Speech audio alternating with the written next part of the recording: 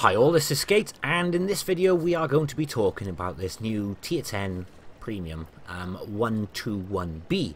I also want to talk about the crates and how you obtain this tank, etc, etc. But first I want to talk about the actual tank. And to sum it up in short, it's very nice. I do actually really like this tank, which bums me out at the same time because flat out I won't be getting one. I'm obviously testing this on my contributor account. I've really enjoyed playing this tank. And it's not really anything like a 121. It's like a Type 59 on steroids, or the dirty offspring between a T62A and an STB1. It's just a nice tank. Nice is probably not a very good descriptive word, but it's just... I really like this thing. Okay, let's start with some pretty basic stuff. 121 has 2,478 DPM. In other words, it has an incredibly mediocre DPM, but it does have 400 alpha. This thing's strapped up with a 105mm. Pretty much the same style 105mm you'll find on an STB1. So this thing produces 3,156 DPM with a rammer. The STB just tops it with 3,238 with a rammer. The 121, the STB1 and the E50M, which is another tank I want to draw comparatives to, all have 245mm of penetration. Obviously this has got a 105 as I mentioned, which means it's producing 350 alpha a shot. It also has the same shell velocity as an STB1 and an E50M, which means 1,478 meters per second, which is a lot better than the 121's 1,000 meters per second. The short answer is, this thing is better than a 121. In fact, I would personally go as far as saying a 121 pales in comparison to the 121B. There is only one thing the 121 beats this, and every other medium tank really, on. And that's its outrageous 0.91 second aim time. Aside from that, I would pick this over 121 every single day of the week. It's a very capable tank, and with 3,100 DPM you can go up against a 121 head to head and literally tear the thing apart. And you may be going, well yeah, the 121's got really good armour for a medium tank. Yeah, so has this thing. Except this thing has way more DPM, it has better gun dispersion, obviously quicker reload. It's got better effective power per weight ratio. It's just better in every single way, except for that aim time of course. And it still has the armour profile, which means 80mm of side armour. You can side scrape in this tank very well. Just like in an E50M, 80mm of side armour. 121s, 121Bs and E50Ms are fantastic side scrapers. And the replays in the background will demonstrate that at several stages. You bounce a lot of shots, but because it's very mobile, you can use that to your advantage to swing it into a side scraping position very quickly. A lot quicker than you can get the E50M into said positions. Now the drawbacks of this tank are much the same as the 121B. Actually, it's more mobile as I mentioned. It still has the same 5 degrees of gun depression you'll find on the 121 and on the T62A. The difference, on a 121 you have 15mm of gun elevation, on the 121B you have 20, which is 3 more than the T62A as well. Its mobility isn't lacking for a medium tank either. Now, to touch on the mobility properly, it's got better mobility than an STB1, it's got better mobility than an E50M. It's just short of the T62A, but it's still better than the 121. Which is why I kind of drew a comparative earlier on to the Type 59. Mobility feels like what that is like at Tier 8. Except this thing doesn't lack the DPM in the same sort of comparative a Type 59 does. And this is what I meant about the side scraping abilities of this tank, which I can demonstrate very quickly here. This isn't the only example you're going to see. but you can side scrape it surprisingly well with these sort of angles. 80mm of side armour, you're not going to get overmatched by anything except for a certain 183mm tank. Now, what I've done pretty much in this video so far is kind of rant and rave almost how good this tank feels and how nice it is. The problem with that is it leads to the question of, is the tank paid to win? And in terms of this tank, I'm struggling to answer that. If you were comparing just the 121 to the 121B, yeah, there's a flat out yes there. I would pick this over a 121 every single day of the week. Comparing it to a T62A, which is now flat out bonkers, well, yeah, it does short forward, but the T62A is flat out bonkers. This thing has more armour than a T62A as well. T62A having 102 on the front, 75 on the sides, and 45 on the rear of the hull. This thing having 120 on the front, 80 on the sides, and 60 on the rear. So armour-wise, this thing tops the T62A. It just falls short, really, on accuracy, DPM, and aim time. In terms of the turret, by the way, the T62A has 240 on the front, 161, sorry, on the sides, and 65 on the rear. This thing has 240 on the front, 130 on the sides, but 185 on the rear. Yeah, you are. I'm not wrong on this one. T62A has 65 on the rear of the turret. 121 has 60mm on the rear of the turret. But this, oh no, 185mm on the rear. May seem pretty insignificant because it's on the back of the turret, but that's going to catch a fair few people out when they're aiming for this thing. It turns its turret away to you to shoot at something else, and you shoot the back of the turrets, and then you all of a sudden get a bounce and wonder why. I'm pretty sure that's going to catch a fair few people out. Now, in the games I've played in this tank already, I've produced already some really, really good bounces, which is much the same as the 121, except you can angle this thing quicker. You'd be surprised how much difference just that extra little bit of mobility in terms of power to weight ratio can make in terms of trying to locate quickly in a tank like this and angle up quickly. And I'm not just talking silly bounces from other tanks or random bounces. We got a Death Star bounce in that one. We had a Jaegeru bounce in the other one. The armor's good. Actually, that just reminds me, one thing I want to touch on very, very quickly. This thing is meant to be enriched. No. The credit making abilities of this thing, if you were expecting something great, it's poor. Mediocre at best. It doesn't make much credits at all. In fact, fire 1 or 2 premium shells and that's it, you're in the red. So if you're hunting for a tier 10 tank to make credits, you're not going to do it in this thing. It's not some glorious premium tank which is going to make you a shed ton of credits while playing tier 10. It's just not going to happen in this thing.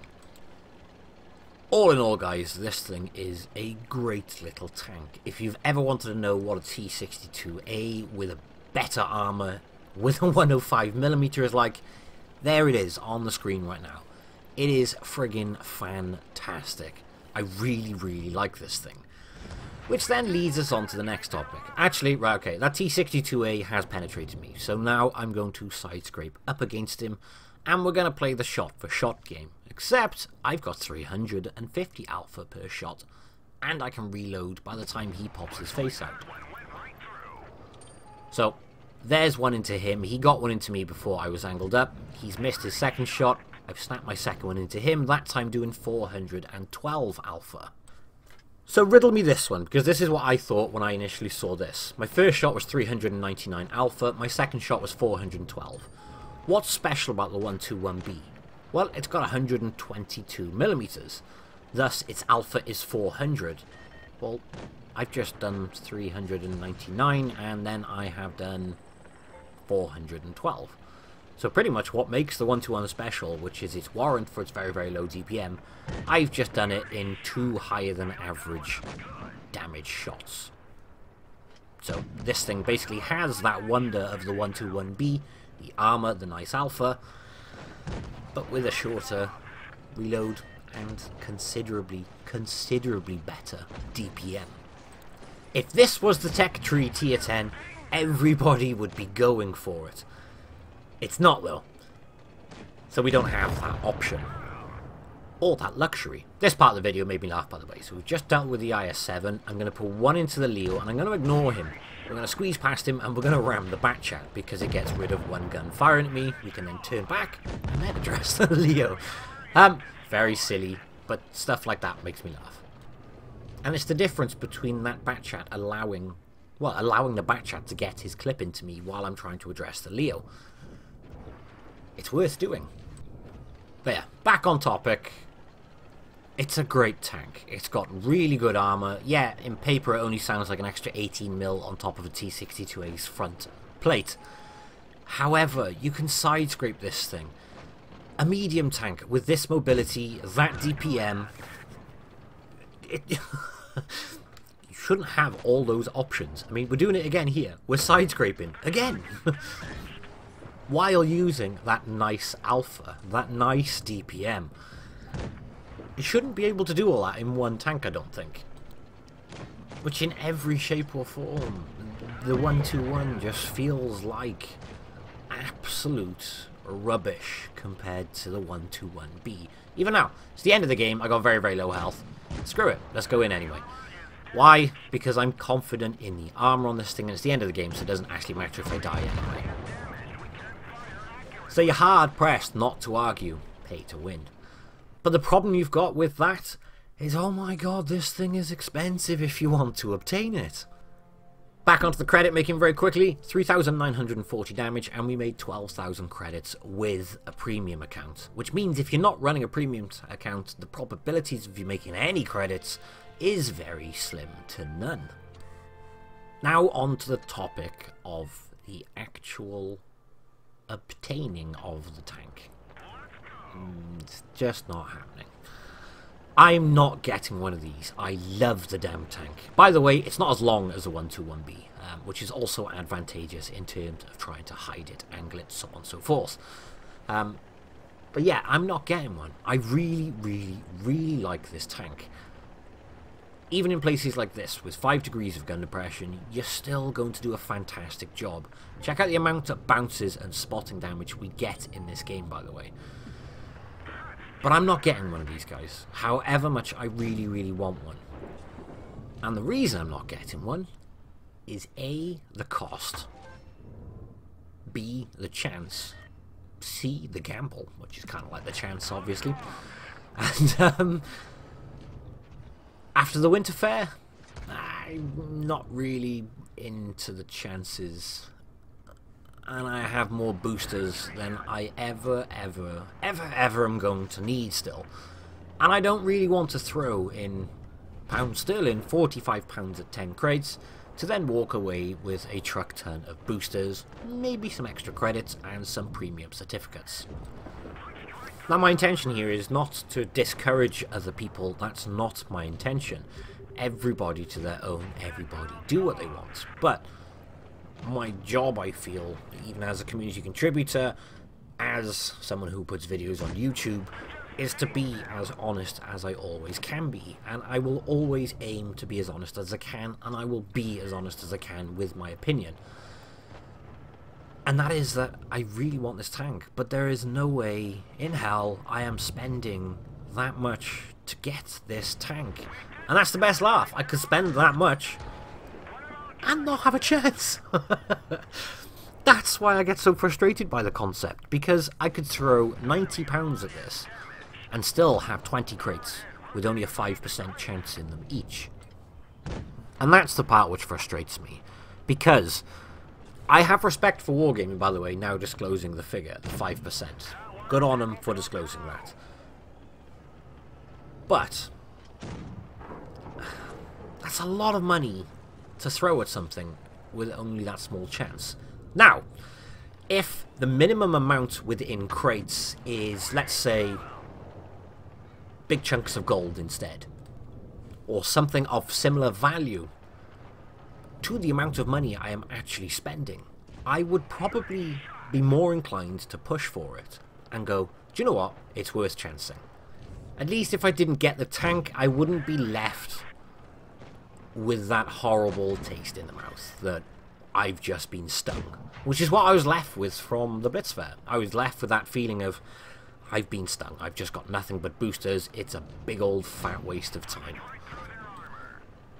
The problem is, for £45 for 10 crates, you're getting a ridiculously low minimum limit of stuff which is in the crates, and that's not worth the money you're spending.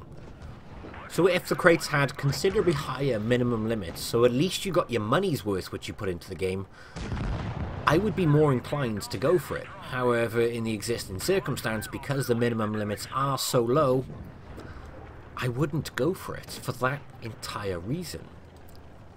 Truth be told, I'd rather buy the tank outright. If they put it into the game for £90 or something silly like that, I probably would still go for it, guys. I'm not going to lie. And £90 is a chunk of money for a digital tank.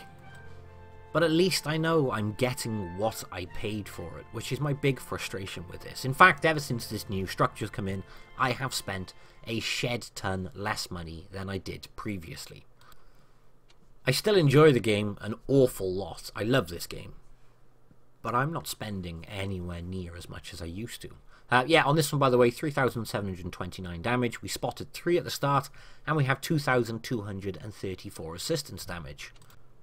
We got shot 12 times, half of which bounced.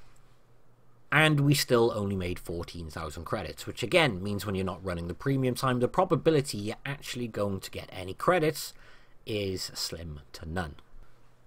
Back onto the topic I mentioned a minute ago, though. Yeah, I won't be buying this tank for the chances, and more than anything just because the minimum limits in those crates are so low, and I don't want more boosters. And I've spent a lot less recently in the game than I ever have since playing the game, starting playing the game when it first came out. And that's not because I don't want to.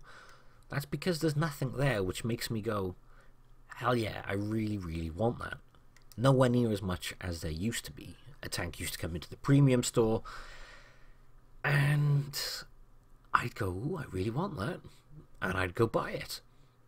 When I see something going, oh, you know, you got a small chance of getting it, and if you don't get it, you're just going to get very, very small stocking fillers. I don't want to take that chance. It doesn't appeal to me enough to click the buy button. In fact, I'm going to make a separate video on the topic, which I'm touching base on now, because it is an interesting discussion, and I would love to gain a collective information on this one. So yeah, to sum up this video, guys, 121B, fantastic little tier 10 tank. It's really, really good fun. It's got good armor for a medium tank. It's got nice alpha. You can sometimes touch the 400 mark, which is the unique niche of the 121, except you don't have to suffer with that horrible DPM. It's better mobility than the 121. It's a great little tank. I love it. But I won't be getting one. It's sadly out of reach for many of us. That's it for this video though, guys. I hope you have enjoyed it. Thank you all for watching, and I will catch you in the next one. Bye bye.